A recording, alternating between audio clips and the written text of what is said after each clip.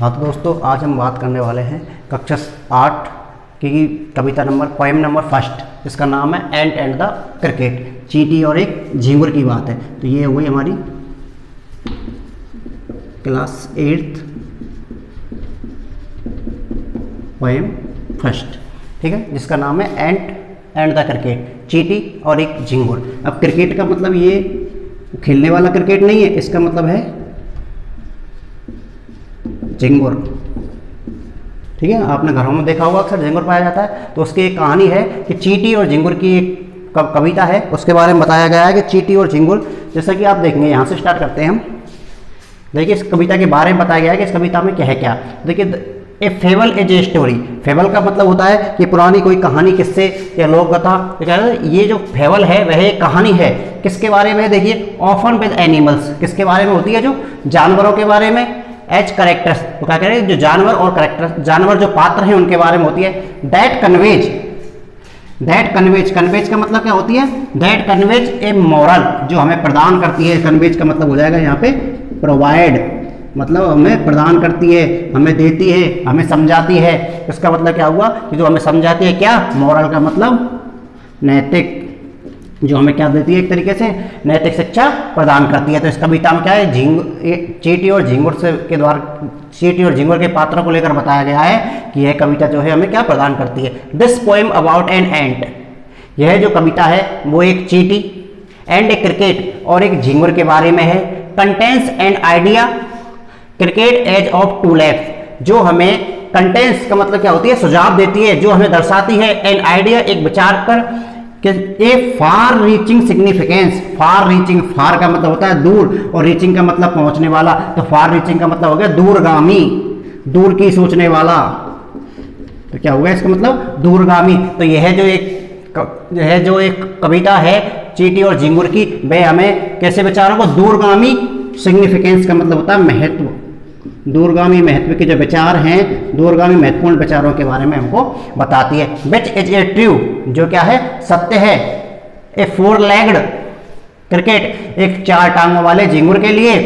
Of a two age of a two legged one, और जैसा कि किसके लिए भी सत्य है? दो टांगों वाले झींगुर के लिए। तो यहाँ पे चार पैरों वाले और दो पैर वाला झींगुर से क्या मतलब है? तो चार पैरों वाला जो झींगुर है उसकी तुलना किससे करती हुई है? दो पैरों वाले झींगुर। और दो पैरों वाले झींगुर कौन होता है?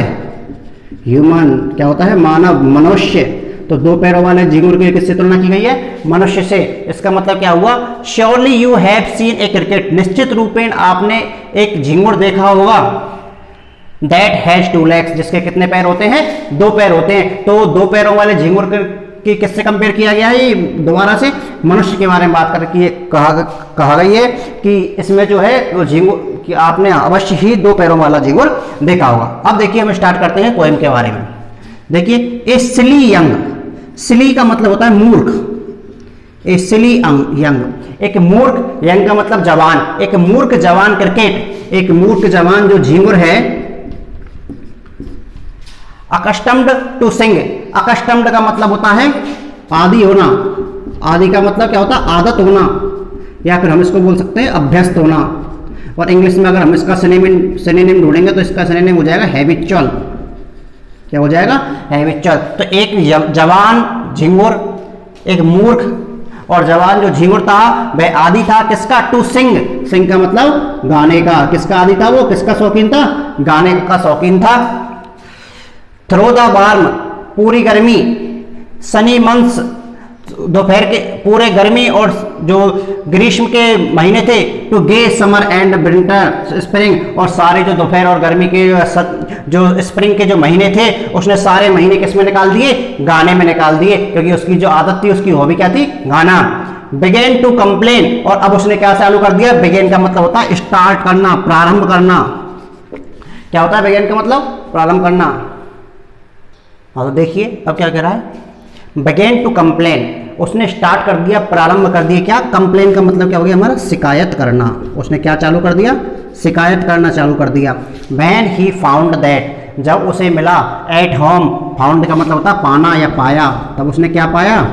दैट, कि एट होम, उसके घर पर क्या नहीं था? हिज कपबोर्ड, उसकी जो अलमारी थी, कपबोर्ड का मतलब होता है अलमारी या अलमारी, इसका मतलब क्या हुआ, हिज कपबोर्ड वाज एम्प्टी, उसका जो कपबोर्ड था, उसकी अलमारी थी, वो क्या थी, खाली। तो इस कपबोर्ड का मतलब क्या हुआ, जिसमें वो अपने खाने पीने का सामग्री रखता था, खाने पीने का सारा सामान रखता था, उसकी बात की जा रही है। His cupboard was empty, empty का मतलब क्या हो गया हमारा, खाली, उसका कपबोर्ड खाली था।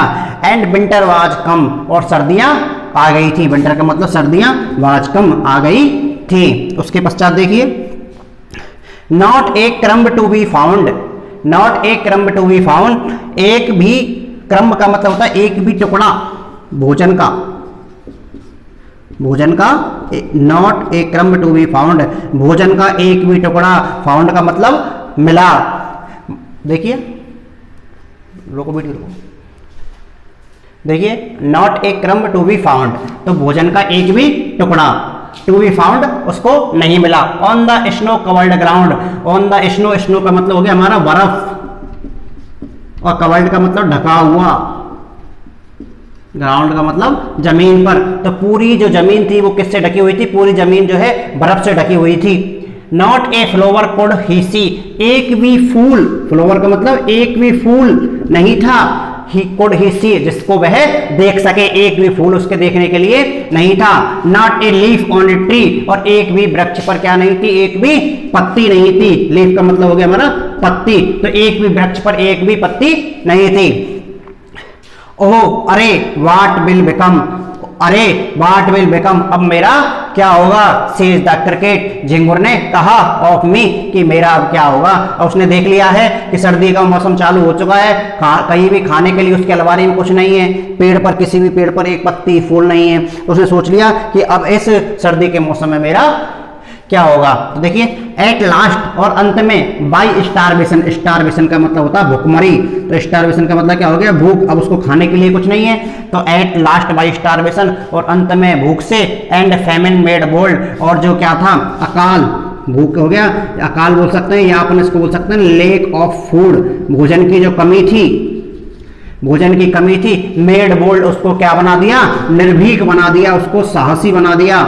अब निर्भीक और साहसी का मतलब क्या हो गया, कि अब वो किसी से भी कुछ भी मांग सकता है। जब आदमी भूखा मरेगा तो किसी ना किसी से, किसी के आगे भी हाथ फैला सकता है, किसी से भी भीख मांग सकता है। तो क्या करा, इस भूख और इस जो भोजन की कमी थी, उसने उसको क्या बना दिया है, बोल्ड बना दिया है, बिल्कुल निर्भीक बना दिया है। अब देखिए, यहाँ पे मेड आया हुआ है, तो मेड की हम बात करें तो ये किसकी सेकेंड फॉर्म है, देखिए मेक, और सेकेंड फॉर्म होती है मेड, और थर्ड फॉर्म होती है मेड। इसका मतलब होता है बनाना।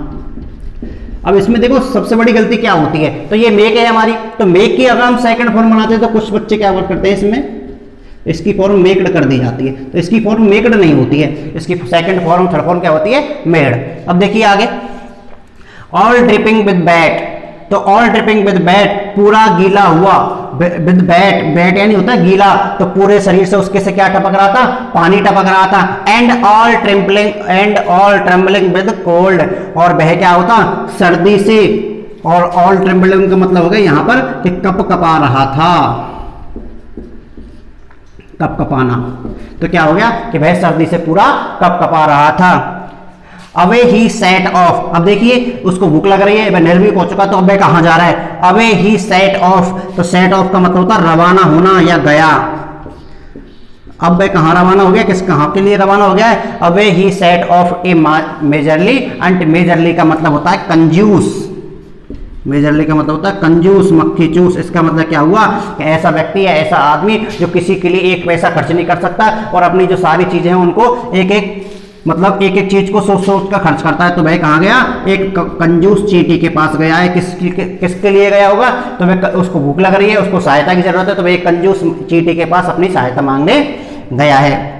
अब देखिए, to see if to keep him alive, तो वो क्यों गया था, यह देखने के लिए, टू सी इफ, यह देखने के लिए, टू कीप हिम अलाइव, कि उसको जिंदा रखने के लिए, किसको जिंदा रखने के लिए, झिंगुर को जिंदा रखने के लिए। कीप यानी होता रखना, और अलाइव का मतलब क्या हो गया, जिंदा। तो वह किसको जिंदा रखने के लिए देखने गया था, ही वुड ग्रांट, कि वह देखना चाहता था कि खुद को जिंदा रखने के लिए ही वुड ग्रांट की वह जो चींटी है उसकी क्या मदद करेगी। हिम शेल्टर फ्रॉम रेन, देखिए अब वह चींटी के पास गया है, किस लिए गया है कि वह देख रहा है कि उसको जिंदा रखने के लिए चींटी उसके लिए क्या देगी, उसको क्या सहायता करेगी। अब देखिए उसने क्या मांगा है, किसके लिए गया है, हिम शेल्टर फ्रॉम रेन, बरसात से छिपने के लिए आश्रय। आश्रय का मतलब तो बरसात से छिपने के लिए आश्रय, या उसको बोल सकते हैं उसके लिए अपने घर की या उसके लिए अपने स्थान की जगह कि वह अपने छिपने के लिए क्या लेने गया, द शेल्टर फ्रॉम रेन, तो वह क्या लेने गया, बरसात से छिपने के लिए उसको छत चाहिए। And A mouthful of grain, grain का मतलब होता है अनाज,